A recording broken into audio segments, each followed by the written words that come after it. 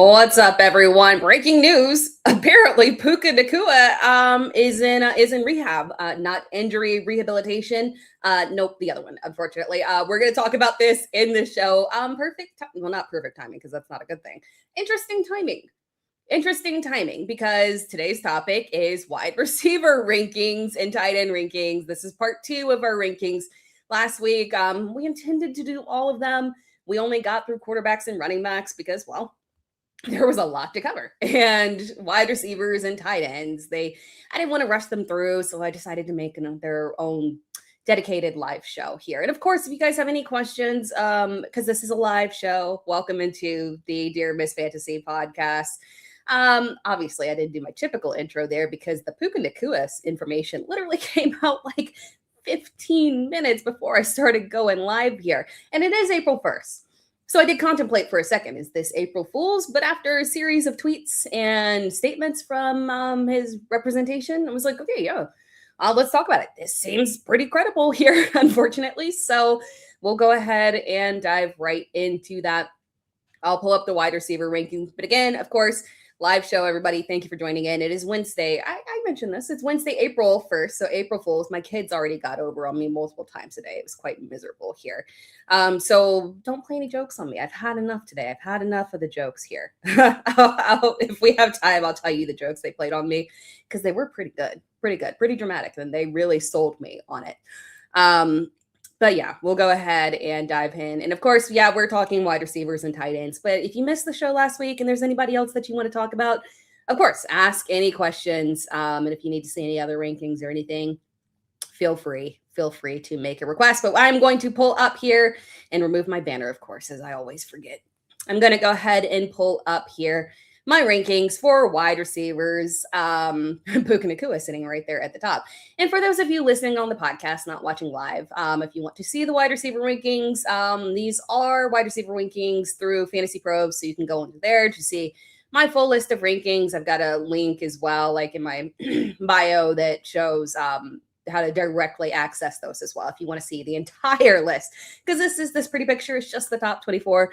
Obviously, we will dive into far more than that, but we'll start off right here at the top with Puka Nacua. My goodness. Puka Nacua, unfortunately, has been he's been going through it in terms of behavioral issues, I think is the best way to describe it. But this is very big. This is very big timing here, because we've got a lot of stuff that is going on specifically with the Rams, right? Because we know that the Rams were shopping around Davante Adams. This is not a mystery now. And it does make sense, right? Because it would not be the first time that they shopped around a veteran wide receiver who had coincidentally had some, hamstring injuries. It feels kind of familiar with Cooper Kupp there. Very Cooper Kupp-ish, right? So we know that the Rams were shopping around Davante Adams. And considering that he did battle a hamstring injury, which is obviously a telltale sign for us that an older wide receiver is unfortunately teetering on the edge of inconsistency and regression, unfortunately. He looked now, Davante was excellent last year before the hamstring injury. And you could argue that obviously the Rams were playing from a excellent position, right? They were not fighting for battling. Oh my God, we're just trying to scrape through. And they can get by without Davante. They can win games and get by without Davante Adams. Obviously, you have Puka Nacua. You have excellent running backs. You've got Matt Stafford and a bevy of tight ends who could fill in as well. So you could argue that perhaps if they were in a dire situation, maybe Davante Adams' hamstring injury was not as big of an issue. But at the end of the day, that is always something that we have to look at and say, especially when it's the first time that it pops up, right? For a receiver of Davante's age. He looked fantastic, and we know that last season was fantastic for us because we know that the Rams offense and Matt Stafford, who ironically also was dealing with an injury heading into the season, the back injury that we had 10,000 question marks around. I think he had gotten an epidural right before the season. We were like, is he even going to be healthy to start the season? Can he make it through the season? We know that if Matt Stafford is on the field, this offense can support two elite high-end wide receivers. And I feel like that's underselling it. I wanted to say something other than elite because the amount of volume and touchdowns that he can push to receivers is so incredible. that, we had concerns that the addition of Davante Adams would have some kind of impact on Puka. And it did have an impact from a touchdown perspective because Matt Stafford was locked into Davante Adams in the red zone. I mean, the targets were egregious while he was healthy. At one point before his injury, I believe he was leading the league in terms of red zone targets, and it wasn't even close. The hyper targeting was insane. But despite all of that, Puka Nacua was still putting up just above numbers above everybody else, right? So when we look at this offense, we got a very clear picture of what this offense will and can continue to look like in the future if they were to move on from Davante Adams to another receiver. Now we have Puka Nacua, their wide receiver one, their young wide receiver of the future, dealing with these off the field issues.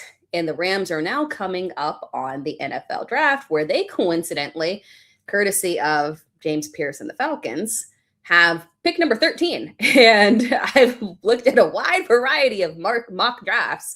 And at pick number 13, you should be able to get one of the top 3 receivers of your choice, right? So, I mean, when we're looking at mock drafts, at least one of them will be gone by then, arguably maybe a second, but at the very least, a third is going to be there. Now, the order obviously is debatable. If you look at any mock draft, it can be anywhere from Jordan Tyson or Carnell Tate to Jordan Tyson to Mekhi Lemon. So obviously there's a lot of interchangeability, and there are different receivers in terms of build and capabilities, right? All wide receiver ones, but in terms of building capabilities, you could arguably draft a different one according to what fits your team better, right? So it'll be very interesting to see. I've got I'm going to do a video later in the month before the draft, kind of pinpointing some of those ideal landing spots for those top receivers and some other guys as well.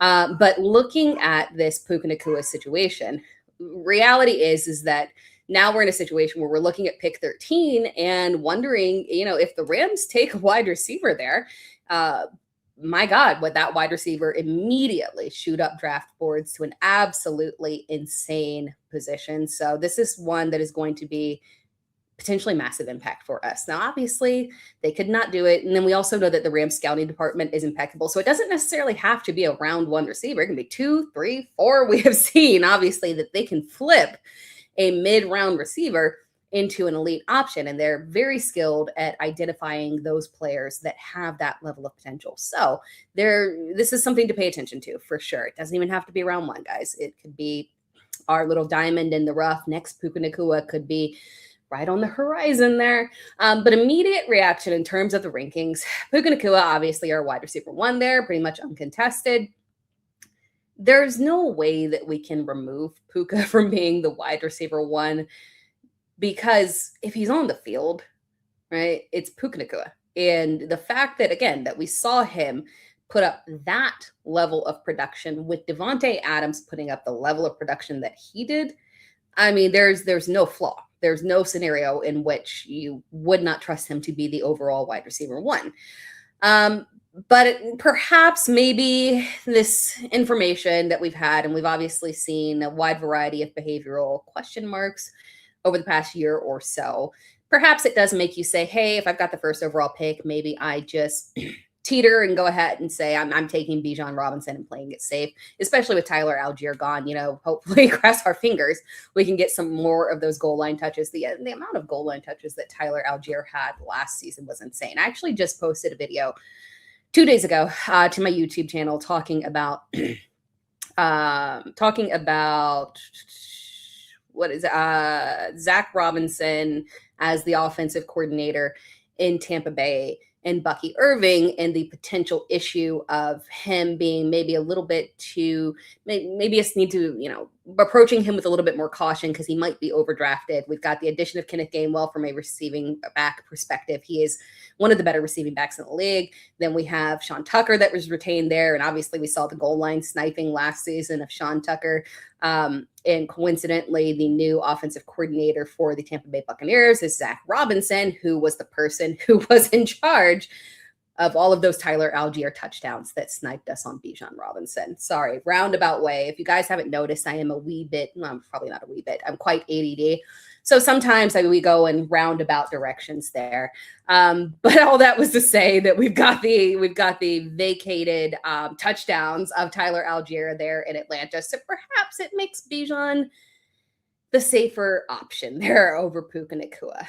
We'll talk it out and we'll debate it, but this will be pretty critical for us to follow this offseason, especially as we close in here on the draft. And presumably, even if we didn't have the Puka Nacua information and drama right now, even if we didn't have that, the fact that we know that Davante Adams was being shopped around, and that we know that technically speaking, like we've seen, because Davante Adams was injured, and also Puka Nacua had, what was it, like a concussion at some point, right, throughout the season. So we've seen this offense where one of the other receivers had to step up, and not a single one of them really consistently. Like there was some, like there's some guys down there that can, obviously provide some supplemental support, but none of them looked like they're capable of ascending into either Puka Nacua or Davante Adams' role. So with the shopping around of Davante Adams probably being the more pressing thing there in terms of the Rams offense, it does lead us to believe that there is a strong possibility that they will be taking a wide receiver at some point in this draft. And that wide receiver would definitely be a massive, massive potential fantasy impact for us. So yes, that was the big Puka Nacua drama there. Check in the comments here as we go on here. Let's see here. Henry Odom. I can't understand why Lamb is a first-round pick with. Whoa, yeah, that's a good point, Henry. I'm not gonna lie there. Let me finish the comment for the people who can't see the video. Henry Odom says, I can't understand why Lamb is a first-round pick with Pickens. Please help me understand the logic. Thanks. I don't disagree with you on that one, right? When we're looking at CeeDee Lamb, we're looking extremely optimistically in terms of his production. Obviously, the upside was severely capped with how talented and the production that George Pickens had. So I'm kind of right there with you. The problem is that arguably the issue that we get into, as we look at the rankings, and the reason that CeeDee Lamb gets that. And let me look at consensus real quick. Cause I don't, to my knowledge, I don't believe that I'm above consensus on CeeDee Lamb, but I will check just to double check and make sure I'm not crazy. Now, yeah, consensus wide receiver 4 as well. That is now reference point. He is 4 is the highest he will go. Nobody is ranking him above Puka, JSN or Jamar Chase. And the lowest ranking that he has in general is wide receiver 7. But again, the reasoning for that, and I hate that, and this is kind of why we might perhaps from a draft strategy perspective, once you get past JSN, perhaps the safer route is to start tilting towards those running backs, right? Because the problem with why CeeDee Lamb is getting that courtesy wide receiver 4 ranking is that arguably you could place Amon-Ra ahead of him. Amon-Ra is incredibly steady. He does not have the same ceiling as CeeDee Lamb. So I suspect that maybe we would get those two flipped if we do get to draft season and George Pickens is confirmed to still be with the team, right? And we know what we're getting heading into the season. I could see those two flip, but Pickens is only, Amon-Ra St. Brown is arguably the only one that you could flip with CD. The problem is that, again, after that, you've got Justin Jefferson with a quarterback issue. Yeah, we've got Kyler Murray. Yay, right? Yay-ish. Yay for our dynasty teams. Thank God. Right? But from a fantasy perspective, yeah, I trust him for sure more than JJ McCarthy. I know that for a fact. But at the same time, how much do I trust him? Yeah, I don't know if I trust him to the point where I'm like, oh, for sure. Like, I'm all in on Justin Jefferson. We still have to have some apprehension here, right? After that, I have Chris Olave. I am higher on Chris Olave for sure. I'm 4 spots higher. We'll talk about that in a little bit here on Chris Olave. From that perspective, I just love what I saw at the end of the season with him and Tyler Shuck there. And that could adjust depending on where they take a receiver. They will be taking a receiver in the draft. If they do draft a receiver with their first round pick, then I will move him back in the rankings. But if we get a day 2 pick, I'm still full guns blazing on Chris Olave. Pure talent. It's his time, people. But after that, we get to guys like, and I'm lower on Drake London, so let me read these off real quick. So from my perspective, the top 10 that I have is Puka, Jamar Chase, JSN, CeeDee Lamb, Amon-Ra St. Brown, Justin Jefferson, Chris Olave, Nico Collins, Drake London, Rashee Rice. receiver. God, we have so many problematic receivers. Consensus ranking for the top 10 is Puka, Jamar, JSN, okay, standard, CD, standard, Amon-Ra, Justin Jefferson, Drake London, Malik Neighbors, Nico Collins, George Pickens. So my problem with why CeeDee Lamb is sitting right there is that, again, we've got Justin Jefferson with a quarterback issue. We've then got a Drake London who unfortunately not only has a quarterback issue, but has the issue of a new coach whose offensive vision in Cleveland was consistently extremely heavy on tight ends. And mind you, that was, and you can argue, well, they didn't really have a wide receiver one. Well, he had Amari Cooper at one point, right? And that was the older version of Amari Cooper for sure, but still a very talented Amari Cooper that was like 28, 29-ish at that time period. And he still had heavy usage of tight ends in terms of total target share. So for a guy that we know loves to send one of the highest target share rates to tight ends, and now he is going to Kyle Pitts, I got a hard time believing that he is not going to be hyper targeting Kyle Pitts. And obviously we'll talk through tight end rankings, like spoiler alert. He is the thumbnail. I do like Kyle Pitts a lot this season because of that change with Kevin Stefanski, even though I have eternal beef with Kevin Stefanski that will never end. But unfortunately, when we're looking at the fact that we've got Bijan Robinson, and Kevin Stefanski has never been an issue for running backs, right? So we know that he will lean heavily on Bijan Robinson. We know that Bijan Robinson will be involved from a pass perspective. We know that we're probably going to get an upgrade in targets to Kyle Pitts. And we know that we have a shaky quarterback situation. Am I really comfortable with drafting Drake London over a guy like CeeDee Lamb? They're both in sketchy situations, but at least I know Dak can throw the ball. And I know what the coaching situation is, right? So that's why he would get that preference there. Then a guy like Malik Neighbors coming off of the injury, that could adjust depending on, how rehab goes. If he's available and active and running around during preseason, wheels up, no issue, right? But again, we have to be a little bit apprehensive because of the factor of him coming off of that injury. Also, we could be getting an additional, and probably are going to be getting an additional receiver there for Malik Neighbors as well. Nico Collins has a CJ Stroud issue, who has an offensive line issue. So unfortunately, CD is just probably one of the guys outside of Amon-Ra St. Brown that has the only stable situation in terms of quarterback being extremely well-known, volume being well-known, and you do at least know that, yeah, George Pickens is there, but at least I know there's a certain ceiling that exists with him, and there's the safety of a floor. So that's why he's at number 4 there. But I'm with you.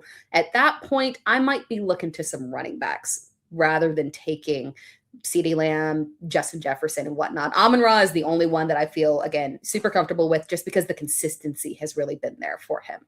And I do trust the new offensive coordinator, Drew Petzing. So you're spot on to point that out for sure.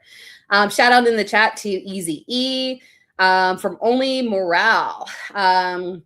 Who is the quarterback for the Falcons? Ultimately, I do feel Penix will start the season, but I think the leash will be extremely short, and we would probably see Tua very quickly. I feel like they're two sides of the same coin. Oddly enough, we trust Tua to make it through a season more than Michael Penix. That feels weird to say, but we've zero proof that Michael Penix can make it through the season. At least we have seen, even post-concussion, we have seen Tua make it through a full season. So Penix is not trustworthy. He's not proven. I think they, it's a completely new regime, even in management as well. So while he is the QB1, I don't think there's a ton of loyalty there, unfortunately. So camp battle, probably if we could give the edge to Tua, yeah, but they might just go with the differential or the deference to existing QB1 status for Michael Penix. But either way, I would not be shocked if we see both of these guys throughout the season. So it's just such an unstable situation, right? From that fucking guy, I agree with your Puka take, but it looks like Chase has moved ahead of him in best ball drafts. I think that's reasonable, especially in best ball. You can definitely make that argument in best ball. Like in redraft, you have the additional issue of the unreliability of health from Joe Burrow, right? And the fact that when he is out of the offense, I mean, well, no, granted, they did retain Joe Flacco, right? I'm not crazy. They did retain Joe Flacco. So at least we've got that positive, a little bit of safety net there for sure, knowing that Joe has no problem. Joe the Burrow goes down, and Joe the Flacco would have zero problem keeping Jamar Chase afloat there. But I think, yeah, for sure in best ball, that makes a ton of sense. I would not be shocked if we see that shift in redraft as well, for sure. But again, it's just the trustworthiness of quarterbacks there. And I trust Matt Stafford more than I do Joe Burrow. So from Only Morale. So yeah, Tara, can you explain, would it matter who's the quarterback for the Falcons and how that would affect Drake London? And also, can you explain why you have Luther Burden over Rome Odunze? For sure. Yes. So when it comes to which quarterback matters and how it affects Drake London, I think in theory, actually, let's pull up.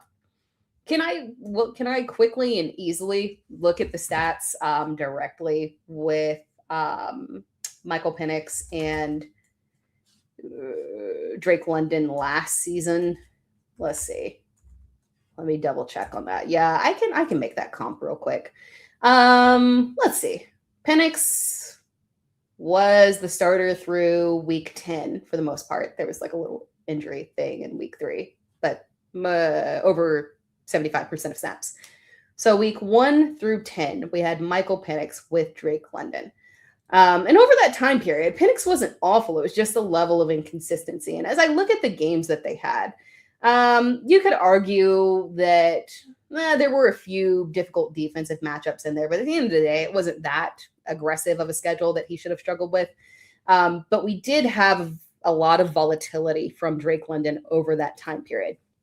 He had games where without the touchdown, he had a maximum of 55 yards against Tampa Bay, Minnesota, and Carolina. Then he had a boom game against Washington, bad defense, boom game over 100 yards and a touchdown.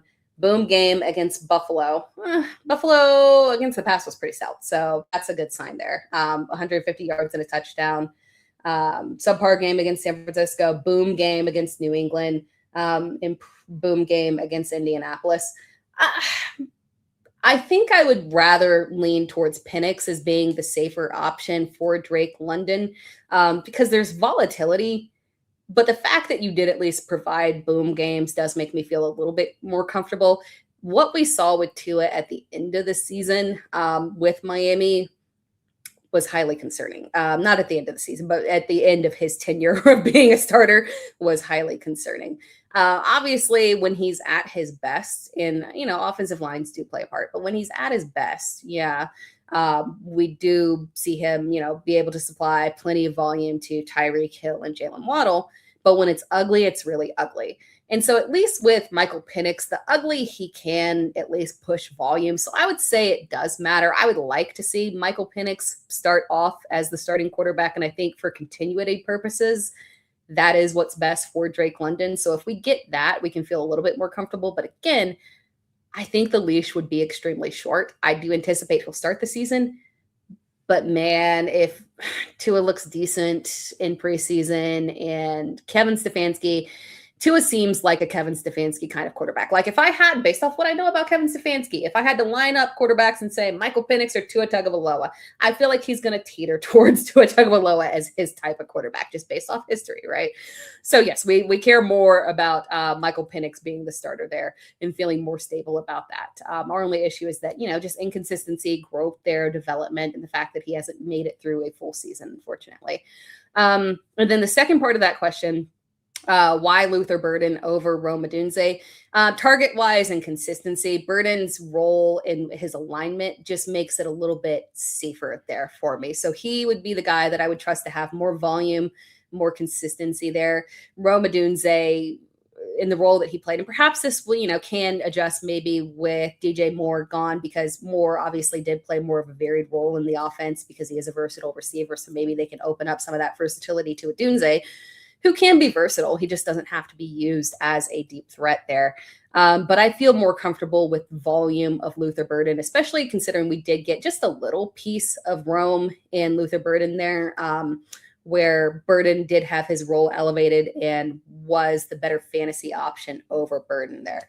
I do have faith that Rome can bounce back. I feel like what we saw overall in terms of the inconsistency and underwhelming nature of Rome Odunze's production is not the same concern that I have like for Brian Thomas. Like that's someone that I would be very concerned about, right? I've got lingering concerns there. I don't have those same concerns for Rome Odunze there. So not a massive downgrade in terms of rankings for him compared to Burden, but I do trust Burden more for pure volume from a fantasy perspective. But Rome would have the higher ceiling, of course, but hey, highest ceiling might just belong to Colston Loveland at the end of the day. That's going to be a fun offense for sure. From Lindo Wells, 520-10. Top 6 are fine, but the rest is ludicrous. Let's trade number 10 Rice for, interesting here. So top 10, our top 6 are fine, but the rest are ludicrous. Let's trade number 10, Rashee Rice, for number 19, Terry McLaurin, or number 20, Ladd McConkey. The number 1 receiver is Travis Kelce until proven otherwise. No, like Kelce and Rashee Rice together, Rice outperformed him. In fact, the only reason if I could trust Rice to be competent off the field, Rice would be a easy top 10 pick for me. No question mark. I would be like draft, select all day, every day. The only thing that holds him back for me is not anything to do with on the field. He is the target leader there, and we've seen enough of them bump up together. And Travis Kelce, unfortunately, I'm glad he's returning. That's cool. But at the end of the day, he's got the age regression, unfortunately, and he's just not the same guy. Rashee Rice, when he's on the field, is incredible. I mean, I can let's look at Rice when he was on the field. I had the stats pulled out at one point in games that he was actually, it was just kind of ridiculous.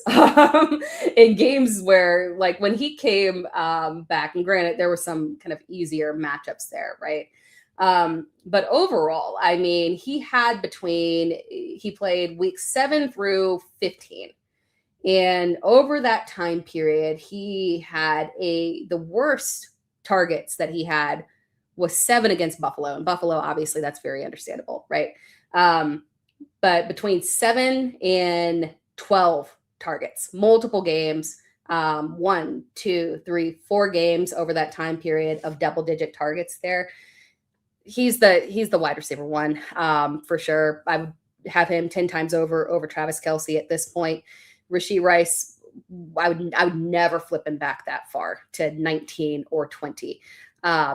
If anything, if I could trust him to stay out of jail, it would be higher. But, we have to account for guys being off the field issues, unfortunately. With Terry McLaurin and Ladd McConkey, I'm optimistic. I love Terry McLaurin. I want to be optimistic. I think I do have him higher. I want to say I am actually higher than consensus on him.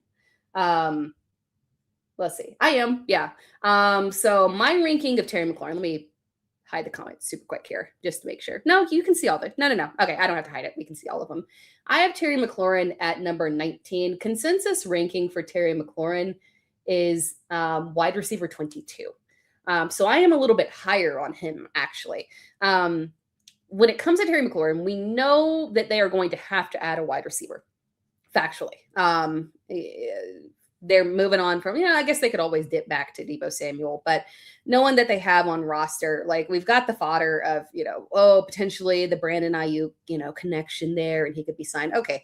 Brandon Ayuk honestly wouldn't scare me that much, but also Brandon Ayuk and Terry McLaurin is a little bit of a funky fit there. So I genuinely don't like that fit. I would anticipate them going to the draft and getting someone, even if they got Brandon Ayuk, no guarantee. Like this could be a Kenny Galladay situation, right? So I've got a lot of Kenny Galladay trauma. This could be a Kenny Galladay situation where the man is never productive ever again. So they have to draft a wide receiver. So somebody is going to be added there with Terry McLaurin. I am anticipating a bounce back season for Jaden Daniels. So in a perfect world, I would like Terry McLaurin to be a little bit higher. But based off of what we saw last season from Terry McLaurin and the fact that we know there's going to be an additional receiver there that will probably be an upgrade on Deebo Samuel, I can't move him up too much further. Definitely not as high as top 12. Ladd McConkey is an interesting one. I am right on consensus. Consensus has Ladd McConkey at 19. I've got him on 20. The difference there is I have him is because I have Terry McLaurin higher there. But when it comes to Ladd McConkey, the reason why we've moved him down significantly is that we already drafted him last season at like around the wide receiver 10, 12 range, and we overdrafted him. He was a round 2 pick, late round 2 pick, extremely overdrafted, did not produce in the way that we wanted, even when Justin Herbert was performing at his optimal level. And the offensive line was as good as it could be before the Joe Alt injury. Ladd McConkey was still, unfortunately, not putting up the numbers that we wanted because through the first 4 weeks of the season, we had a lot of success from Quentin Johnston. I do like Quentin Johnston a lot, actually. I would never draft Quentin Johnston over Ladd McConkey, but I might bypass Ladd McConkey and take the value on Quentin Johnston there.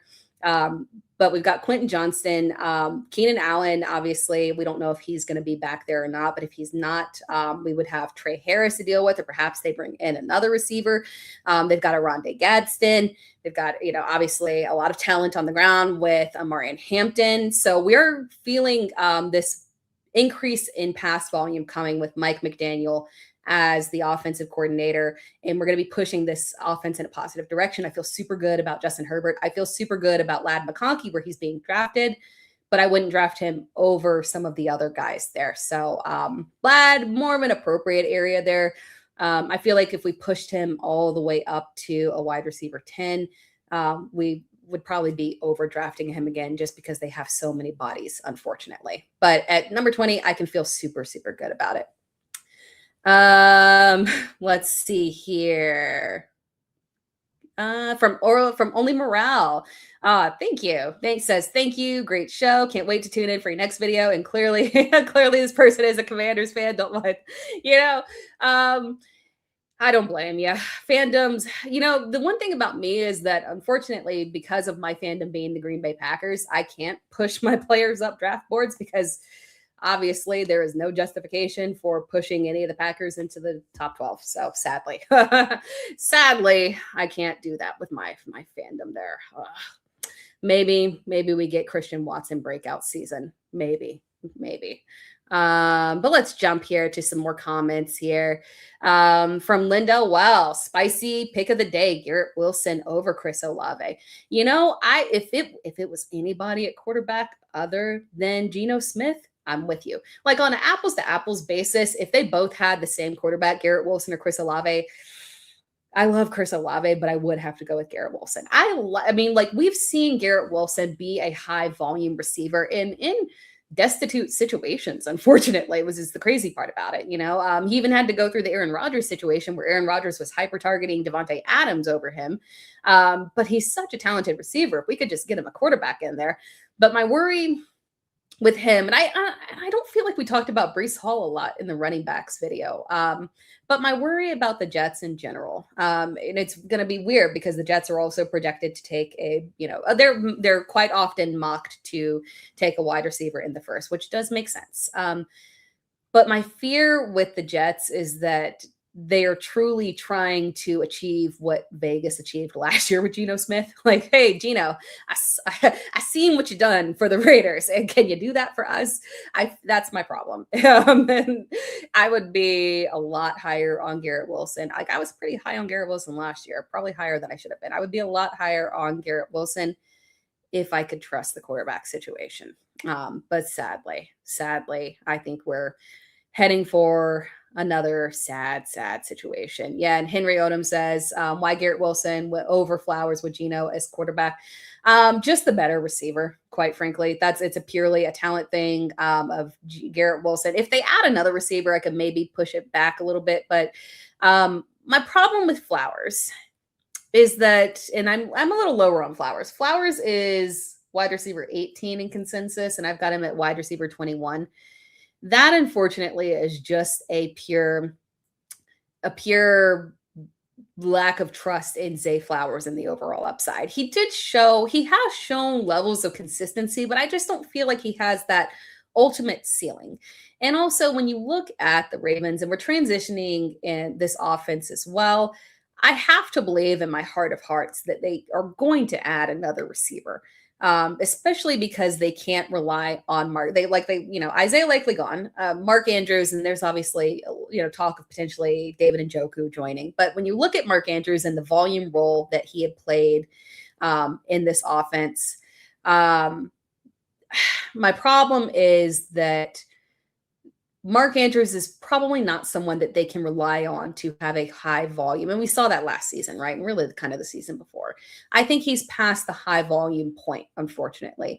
They need somebody as an additional pass catcher. I think the ship has sailed on Rashad Bateman. They need somebody to step up and be an additional option in that receiving core. So if they add somebody, as they logically should, that would probably affect Zay Flowers a little bit there. So that one, unfortunately, is just me in not loving the ceiling for Zay Flowers. Like it's funny. I see Only Morale's comment of the Luke McConkey or Lad McConkey and Luke McCaffrey. When you're looking at it, they look like the same name. That is funny. But my only problem there is that, again, that's just I've got higher ceiling optimism for some of these other guys than I do for Zay Flowers, unfortunately. From Cameron Myers, yep, Puka heading to rehab. We talked about that at the beginning of the show here. And arguably you could flip Jamar Chase there. Really Jason as well. But at the end of the day, if Puka's on the field, he is the wide receiver 1 overall.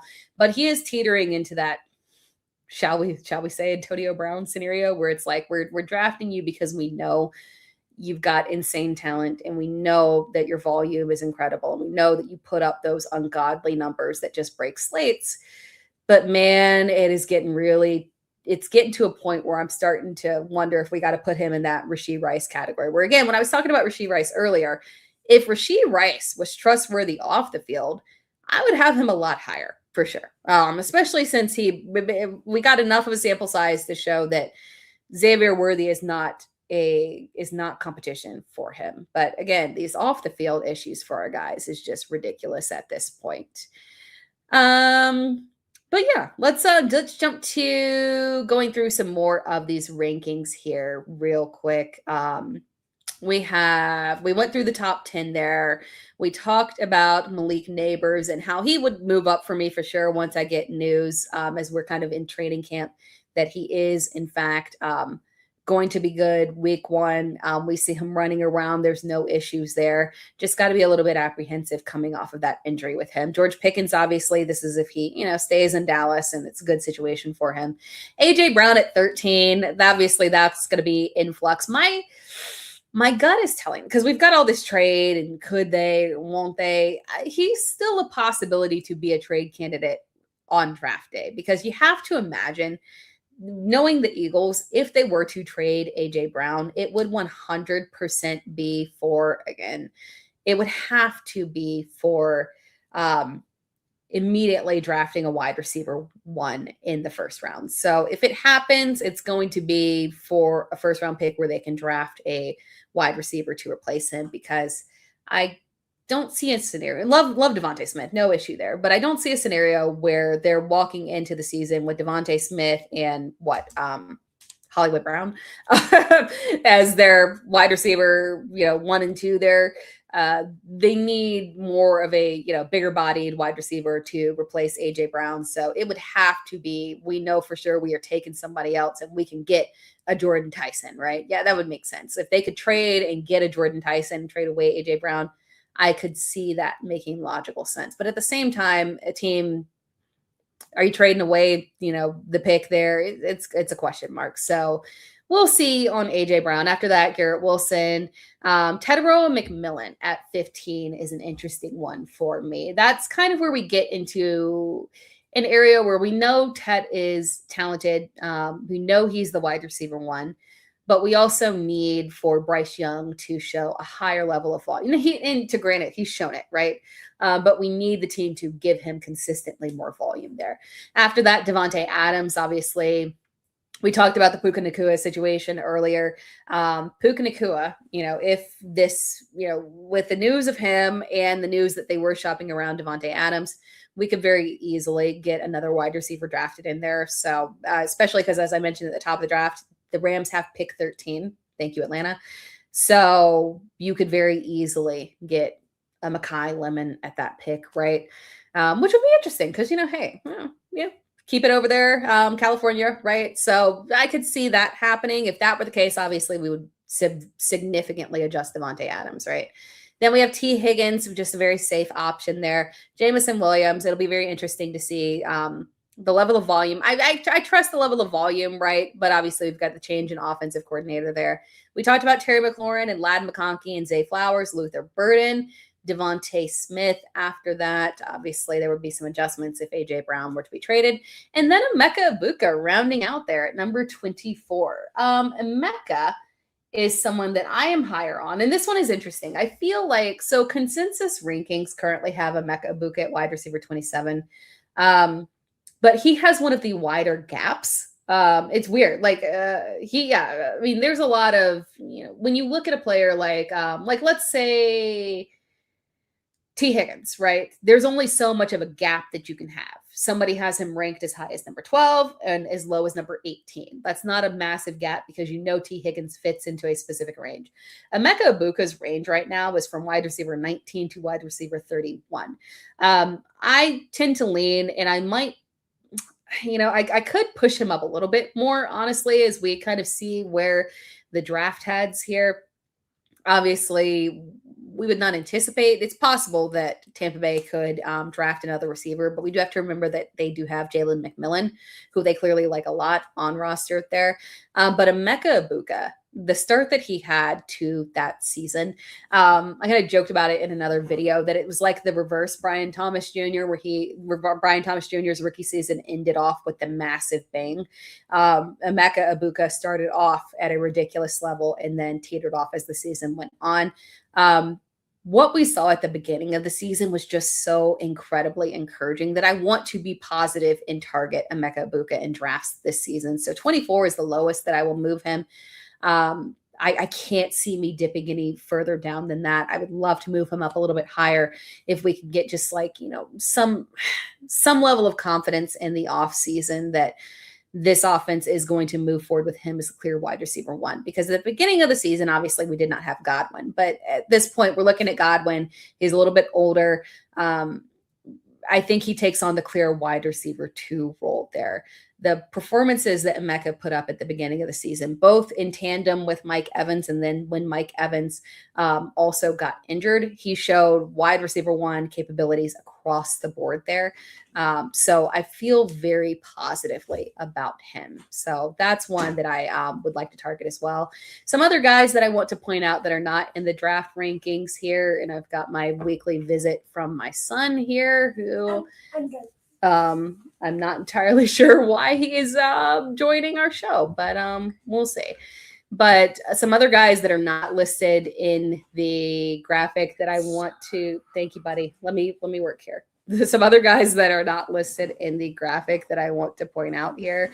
Apparently he's just going to join us. That's very interesting. That's fine. Mom life. We will continue and move forward here. Okay, he's not here. Quentin Johnston is one that I wanted to point out. I talked about it a little bit with Ladd McConkey. Again, I love the discount that we are getting on both Ladd McConkey and Quentin Johnston. I love Ladd at his ADP. Again, it's, back of top 20 there. Very appropriate. We overdrafted him last season. I was responsible for that too. I'm not going to sit there and blame other people. I pushed that ADP up the board for Ladd McConkey with confidence, and I should not have. We're now getting a more appropriate discount for him in 2026. So I love Ladd McConkey. But buddy, you got to leave me alone. I'm almost done. Can I listen to music? Yeah, I'll be done in 15 minutes, and then you can listen to music. Okay. Thank you, buddy. TV. Yeah, and I'll help you out. Why don't you find the remote? Go find the remote, and let me finish up this show here, buddy. All right. Thank you for our weekly visit from my son, who had zero purpose for dropping by. But hey, I guess he just wanted to grace you with his presence there. But again, back to Quentin Johnston there. While I love Lad McConkey at his ADP, Quentin Johnston is one that I will be aggressively targeting because right now his consensus ranking is wide receiver. I'll double check because it's wide receiver 45 in my notes, but I don't know if it changed. It changed, and it's wide receiver 46 right now. That is ridiculous. Wide receiver 46 for Quentin Johnston. Crazy, considering that the Chargers had one of the most unfortunate situations last season in the way that their offensive line was demolished, and it made it at times impossible for Justin Herbert to get the ball off and get the ball downfield. The fact that Quentin Johnston was literally wide receiver 25 in average fantasy points per game last season in half PPR. When we had all of that going on, and now he is being drafted as wide receiver 46. That's disrespectful. It should be much higher. ADP should be much higher than that. That's outrageous. That's going to be one that is not on my graphic here that I will be targeting as well. Even if he were to jump up 10 spots or so, I mean, the value there is just absolutely ridiculous when we know that this offense is getting upgraded to Mike McDaniel and will be pushing more pass volume here. So I want to target these Chargers pass catchers, despite the fact that it is a stupidly crowded wide receiver core, especially with Oronde Gadsden in there as well. But at the end of the day, it's Justin Herbert. This offense is going to flow. They're going to be humming. And the discount that we are getting on the ADPs there for our guys, very appropriate there. So I feel very, very good with them. Jumping, shout out in the chat to Scott Jung, 5992. Welcome. Hope you're having a wonderful evening too. And as you know, I got someone in the chat made a comment about the like. I never asked for likes or subscribes during the actual show, but yeah, if you could like the video, that would help out a lot as well. Jumping back to some other guys that are not on the graphic. Oh, and then we need to do tight ends real quick. But jumping back to some guys that are not on the graphic that I will be higher on in rankings as well. Obviously, Jalen Coker is a guy that you guys know. If you follow me, you know I felt all types of ways of positivity and love towards him. Last season, the pain of having him get that high ankle sprain in preseason was so awful, but I feel justified in the way that he came through at the end of the season there, looking like an absolute superstar. It's him and Tedero McMillan. Xavier Legette is not a factor there, so I feel very good about him, and the ADP that we got for him right now, very solid as well. But let's jump to tight ends here real quick. We've talked a ton about the wide receivers here. Let's jump to tight ends here. Tight ends, as we close things out on the show, you know, not a lot of drama at the top, right? Let me go to consensus so we can compare those rankings too. But again, not a lot of drama at the top. Trey McBride at number 1 here. It's Trey McBride. And we have had some rumors, you know, we've had rumors, right, that we could get Ty Simpson to Arizona. Obviously, Dan Orlovsky feels some type of way about Ty Simpson. I don't buy what Dan Orlovsky is selling, but he is the QB2 of the draft here. So it is realistic that we could. Now, at Arizona's pick would be, I sincerely don't think they would do that. I think it would be more of a kind of a Jackson Dart situation where we see a team trade back into the first to get him, because taking him with Arizona's pick, it would just be egregious, right? So as of right now, we would expect that we would have Jacoby Brissett leading the way. Cross our fingers, right? Because Jacoby Brissett and Trey McBride was absolute fantasy fire here. So optimistically, we're crossing our fingers that this is going to happen and that we get a full season of Jacoby Brissett with Trey McBride there. After that, Brock Bowers, we're getting the bounce back here. Fernando Mendoza was looking fantastic in his pro day. You can feel some type of way about him, but he is in fact an upgrade for sure on what they had last season. And we've got the coaching upgrade as well here. So Brock Bowers was Brock Bowers. He battled through an injury. He played through. Remember, he got injured in week 1. He tried to play through it. I wish he had just sat from the get-go because he was clearly hampered there. But Brock Bowers, we know the ceiling that he has here. Colston Loveland at tight end 3, that is also consensus. So my rankings are very close to consensus on tight end. Where I get a little bit off of rankings is once we get to the top 10 and below, right? But consensus is Trey McBride, Brock Bowers, Colston Loveland, Tucker Kraft, Tyler Warren, Harold Fannin Jr. And where I separate there is that I have Kyle Pitts over Sam Laporta. Again, the positivity that we have back to Colston Loveland off of what we saw last season. I do want to be, slightly cautious because obviously when we see those breakout rookie seasons for tight ends, they often come down. No fault of the tight end, no issue there. It's just that we end up sometimes overdrafting a little bit. So I do want to be a little bit apprehensive. But as of right now, I think the ADP is not really a major issue there, so I don't mind it. After that, Tucker Kraft, again, we got to see how he's coming off of that ACL. But quite frankly, when we're looking at the exit of Romeo Doubs, and then we're trying to pinpoint, which one of these Packers wide receivers are going to be the most reliable, it probably is just going to end up being Tucker Kraft there. After that, we've got Tyler Warren. I don't believe we talked about Tyler Warren on this show, but the exit of Michael Pittman is going to be massive, specifically not just for like the vote of confidence that obviously the Colts have shown for Alec Pierce being the wide receiver 1. Fantastic. Cool. Love you, Alec Pierce. But at the end of the day, the exit of Michael Pittman is directly helpful for Tyler Warren there. Tyler Warren, he had a fantastic season. Unfortunately, his production went down, obviously, when Daniel Jones went down. But really, the overall issue that capped Tyler Warren's upside was not targets. Targets were fine, right? Let me double check here. It was over 100 targets, but I just want to get the right number for you guys. Tyler Warren had 112 targets.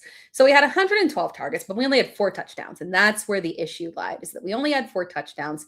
And the exit of Michael Pittman can solve that issue. Michael Pittman had not been a big touchdown guy for the majority of his career, and that was the fault of obviously all of the destitute quarterbacks that he had. Daniel Jones was such a big positive for Michael Pittman, finally reaching his peak of red zone usage there, because he's a big-bodied receiver, right? And so we had a good amount of red zone targets and touchdowns for him.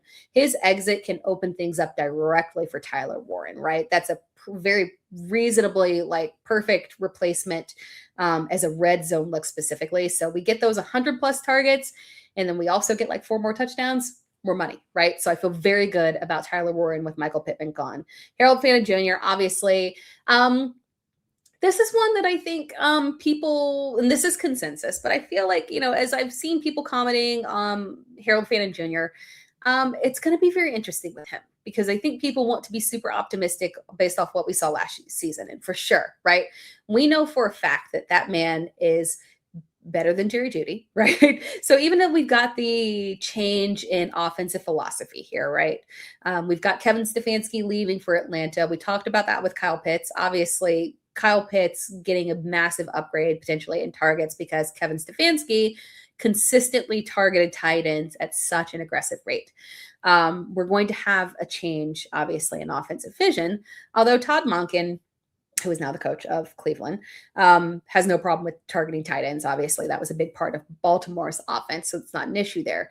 But the problem is that we've got this offensive shift to a coach who may not have the same aggressive target share that Kevin Stefanski had towards tight ends, but the fact that Cleveland is consistently mocked to get a wide receiver 1. And they could go a wide variety of directions, right? But at the end of the day, I think they know this as well. And especially with their new coach being an offensive guy that came from running offenses in college, he knows that they have to have a new wide receiver 1. And the guys that they have on staff can't be it, right? Obviously, you could lead through Fannin, but that can't be the only target that you consistently have. So drafting a high-end receiver makes a ton of sense for Cleveland, especially considering the fact that they're going to have to work with the quarterbacks that they got, right? So is Deshaun Watson going to make a comeback and finally be the quarterback we saw in Houston? Probably not. Kinshedor, Sanders, get development from Todd Monken and really take that leap to being started quarterback. I don't know, right? We don't know. Ain't Dylan Gabriel, right? So, and then they're talking about bringing in competition for Shedeur Sanders. So there's a wide variety of directions that this could go. And to put their quarterback, whoever their quarterback is, in the best position, they have to have a wide receiver one. So factually, there has to be somebody coming in there stealing targets from Harold Fannin. And Carnell Tate is one that is potentially, obviously, potentially slated to go there. He should be available at that pick, so it'll be interesting. So we just, good area for Fannin, but we just need to kind of pay attention to what Cleveland does in the draft. After that, Kyle Pitts, I talked a ton about him and Kevin Stefanski, but hey, it's good for Kyle Pitts. After that, Sam Laporta. I am very interested in Sam Laporta this season. And I was not last season. I was a fade Sam Laporta, not feeling good about it type of girl. But I'm very interested to see what Drew Petzing brings to this offense, and the fact that he has spent, his time with Trey McBride. It's possible that he brings over some of that love that he had for Trey McBride and pushes it on to Sam Laporta. So if we can see an upgrade significantly in volume to Sam Laporta, that would be fantastic. So that's another one, especially since we're finally getting a nice, we're not having to draft Sam Laporta top 4, tight end 7, 8, even 6, 6, 7, 8, but preferably 7, 8, 9 range would be excellent for Sam Laporta in terms of value. After that, Oronde Gadsden, love him. Again, just a lot of bodies in that Chargers pass catching group. After that, Isaiah Likely. I'm currently a lot higher on Isaiah Likely. I don't know if that's people that not updating their rankings or if I'm just egregious right now. Consensus rankings have Isaiah Likely at tight end 17. I'm not particularly sure I get that one because I know 10 times over I would draft Isaiah Likely over. First of all, you could make the argument for maybe a Travis Kelce just based off pure volume. Again, we saw Xavier Worthy is really not that dude, unfortunately. So you say, okay, at the very least, second look in that offense. So volume should be there, although he has regressed significantly. We can't ignore the fact that Travis Kelce has had a very clear production regression over the past 2 years. And what you can expect from him is probably a max of 800 yards, maybe 5 touchdowns on the high end. So we have to come at it from a realistic perspective, right? But receptions should still be there.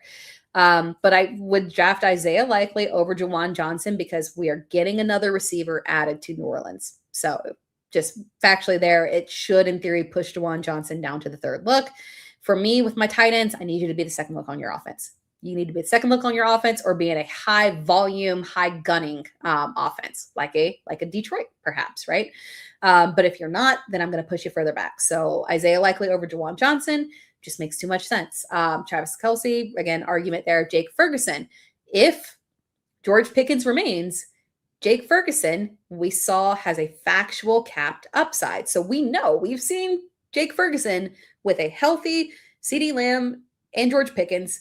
He has to be low-end tight end 1 at best, right? Dallas Goedert, fantastic year last year in terms of touchdowns, but unfortunately, if A.J. Brown does stay, again, it's just inconsistent production, and he is unreliable to stay on the field at this point. Dalton Kincaid, we talked about this when we talked about DJ Moore, I believe. It's just, first of all, the Bills, unfortunately, re-signed or extended Dawson Knox. So they will continue to utilize Dawson Knox in some level of capacity there, which ultimately does, do we care about it from our perspective? No, we're not using Dawson Knox, but it does cap that overall upside for Dalton Kincaid. Then you add in DJ Moore. We're just adding in more bodies. No, unfortunately, just the level of volume and passing, just inconsistency there pushes Kincaid back for me. I'm a lot lower on, am I a lot lower? Where is Dalton Kincaid? Yeah, I'm a lot lower on him. Consensus tight end 9 right now for Dalton Kincaid. I just can't get on board with that. I could raise it up maybe a little bit, perhaps over, obviously, a Dallas Goedert if A.J. Brown does stay, maybe a Jake Ferguson.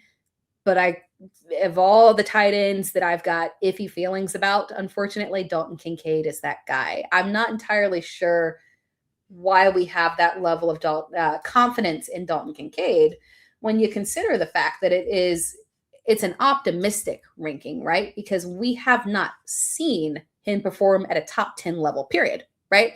Like if you were to look at a Sam Laporta and say, okay, Sam Laporta didn't have the year that we wanted last year. but I've got factual proof that Sam Laporta can be a tight end 1 overall. I got no problem with that, right? But when you look at a Dalton Kincaid, to rank him in the same area of a Sam Laporta just seems kind of wild to me because, yeah, talent-wise, for sure, on par, cool. But we have seen back-to-back seasons of Dalton Kincaid, one, not being reliable in terms of staying on the field. So you're in that Dallas Goedert area of reliability in terms of health. But also, you have seen back-to-back seasons of tight end 20 or lower rankings. So I just don't get it. I would love to be proven wrong on that one. Perhaps he has a bounce back season. If there was no DJ Moore, cool. Maybe we could go with it and be optimistic. But we're adding in DJ Moore and we're keeping Dalton Kincaid as a top 10 tight end when we've got guys that are in potential high volume situations. Like, again, Isaiah likely will go down if the Giants were to draft Carnell Tate, which is, they are occasionally mocked to do that. Half of the mocks, well, I think majority of the mocks have them taking a defensive player, but there are some that have them potentially taking Carnell Tate. And if they did that, obviously that would push Isaiah likely further back. But I am operating off the assumption that I don't think that is the landing spot for them and that they will add a wide receiver 2, or they roll with Darnell Mooney, but they will add a wide receiver 2 on day 2 and not mess around with trying to waste your overall when you could really stack up on defensive talent there with that pick that they have for sure. We'll see. But assuming there is not the addition of Carnell Tate to that offense, Isaiah likely would potentially be, especially with his coach, right? His coach that he was just with, the second look in this offense here. So that is why I'm so much higher on him and so much lower on Dalton Kincaid. It's like a reverse switch situation. The optimism, especially when you consider that now perhaps some of that is thinking that Theo Johnson is going to maintain a role there. But you do have to remember that, yes, Jackson Dart did show favoritism towards Theo Johnson. Jackson Dart doesn't make the decisions on who's going to be on the field. We're talking about John Harbaugh bringing in his guy from Baltimore. So we got to roll with that. It's going to be the tight end 1. And we saw that Jackson Dart has zero problem leaning on a tight end. So it should be a good mesh there. But again, jumping to the back half of this, after Dalton Kincaid, we've got Brent Strange. Again, nice, safe pick, but way too many bodies there in Jacksonville, unfortunately. Dalton Schultz. It's interesting. I've seen some mocks of Houston taking a tight end, and this is a very interesting tight end draft. There's guys, right? Obviously, Kenyon Sadiq is mocked anywhere from going as high as like pick 14 to as low as like pick 30. So there's a wide range there for him. But then you've got Eli Stowers and you've got some other talented options at tight end here. So I would not be shocked if Houston took a tight end. I am raising up Kenyon Sadiq to tight end 18 right now. We'll see what the landing spot is. But again, him and Eli Stowers, depending on landing spot, could potentially shoot up in rankings because we have seen consistently year after year that these young rookie tight ends are coming in, making immediate impact. So you don't want to miss out on them, depending on if they're, slated to go to a good quarterback.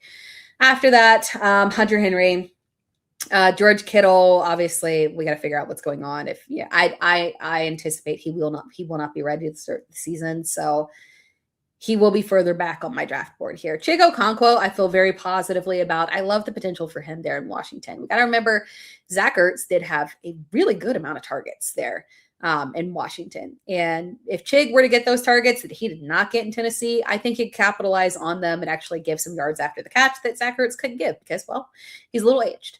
After that, Pat Freiermuth, who was potentially interesting there with Mike McCarthy. But again, we did have the addition. He would be the third look at best with the addition of Michael Pittman there, so you can't jump too much there. But theoretically, he should be the tight end 1 there and no funny business with Jonnu Smith and whatnot and Arthur Smith making weird choices. So we should at least get Pat Freiermuth as the tight end 1 there. TJ Hawkinson, I feel like a lot of people want to potentially raise him up because obviously, Kyler Murray raising him up there, but it's just a lot of competition there. And Hawk it feels like he's fallen off a wee bit. And then Mark Andrews as a little courtesy ranking there, but I just honestly can't feel good about Mark Andrews in general. Comments here. Let's see. From Lyndall Wells. wait a minute, Kenyon Sadiq over George Kittle and Mark Andrews is nasty work. Sadiq is a freak of nature, but we haven't seen him play yet. I know I will know a lot more during preseason. We've seen these rookies come in and make immediate impacts, even when they came into offenses where they theoretically, like if we look at a Colston Loveland situation, Chicago is not a good landing spot in terms of so many bodies to compete with, but he still pushed through in terms of talent. So we've had year after year of the rookies making, Brock Bowers, Sam Laporta, the rookies make this impact. So depending on the landing spot, yeah. But for sure over George Kittle. And George Kittle, the reason for that, guys, is that I would not anticipate George Kittle to be available until like November. So he probably will not be on my draft board. We'll see, right? But knowing the 49ers and Kyle Shanahan, they are very cautious with injuries. They will not rush him back. The Achilles was torn so late. He's obviously like 32. So unfortunately, I just don't see a scenario. There's no way he's ready to start the season. If he were healthy, obviously this would be, George Kittle, top 5 tight end. But I would anticipate it's more like a November kind of time frame return there at best. The way that the 49ers offense operates is they can factually get by without certain players and they do not rush you back. Think about Ricky Pearsall. They're not going to force you to come back. They want you at optimal health there. They retain Jake Tonjes. So, but I also think they're very interesting, a potential target for drafting a tight end because they have to start preparing for their future, right? And maybe they want to move forward with Jake Tonjes. It's just a 1-year retention there for him on his free agency. But maybe this is a prove-it year for him. I think he proved enough, quite frankly, and he could move forward. But Jake Tonjes is the one that will probably creep up there in rankings and be one of my late, at the very least, one of those guys that you bench stash and will probably be a very start-worthy option, weekly top 12 option to begin the season with George Kittle out. So yeah, George Kittle, he unfortunately will, and why tight end 20 is probably a little optimistic. It's more of a courtesy ranking. Will not be on draft boards for you to rely on as a tight end one. Mark Andrews, again, we've had a lot of smoke around the addition of another tight end there. Isaiah likely leaving, maybe that makes you guys feel like, hey, wheels up on Mark Andrews. I think we might be, based off what we've seen of Mark Andrews in back-to-back years here, I worry that we might be at a tipping point for him, unfortunately. So I just don't trust him, even with the exit of Isaiah likely. I can't get there, unfortunately, as relying on him as a tight end one there. They're another team, especially because they lost another tight end as well in free agency. We can't overlook that. It's entirely possible that they are a candidate to draft one of these high-end options. Maybe not as high as a Kenyon Sadiq. That would be a little much, right? But there's a lot of guys that fall after Tanner Koziol, Tanner Koziol was on the mind of somebody that they could draft. There's a lot of guys that fall after Eli Stowers that are very viable options for being starting tight ends at the NFL. So I would not put it past Baltimore to draft a tight end as well, but it sounds like 100% they're adding a tight end. So I would pump brakes and be a little bit cautious on Mark Andrews, unfortunately there. Comment here from Squad. After the top 7, it's a crapshoot for rankings. Yeah, I think, I'll extend it to top 8 because I do like Sam Laporta a lot with Drew Petzing. Again, a little optimism there, but I'm willing to take that risk on him. But after top 8 is where things get shakier because, as I mentioned with Arondé Gadsden, that's where you get into the crowded receiving room. Guys that are going to have additional bodies like, Juwan Johnson. So, yeah, your safe zone there is the cutoff of Sam Laporta. And after that, you start to get a little worrisome there. But I think that nice little mid-range there that we got of Tyler Warren, Harold Fana Jr., Kyle Pitts, Sam Laporta, that's the sweet spot. Top 3 guys for sure, grab them. Trey McBride's ranking, honestly, I think is still mid-second round. So I think it's very reasonable. So, we're targeting McBride and Bowers and Loveland, but the nice sweet spot there is the mid-round guys that are very safe. So those are the ones for sure that I feel like I would be walking out with. And after that, you can take some stabs and try and work around that. That's why Isaiah Likely is so high up, because at the very least, I know he can handle volume. And if they don't add a receiver, I would feel good about him for sure. Let me see one more comment here from that fucking guy. The Geno Wilson connection could be a winner. Geno's best trait is the deep ball over the shoulder. Wilson's elite route running makes him a lethal combination that the Raiders offense lacked. Maybe. And Geno, I don't have faith in Geno, but Wilson is still not a fade for me, for sure. I still think that where do they have him ranked real quick? We can move away from these tight ends, right?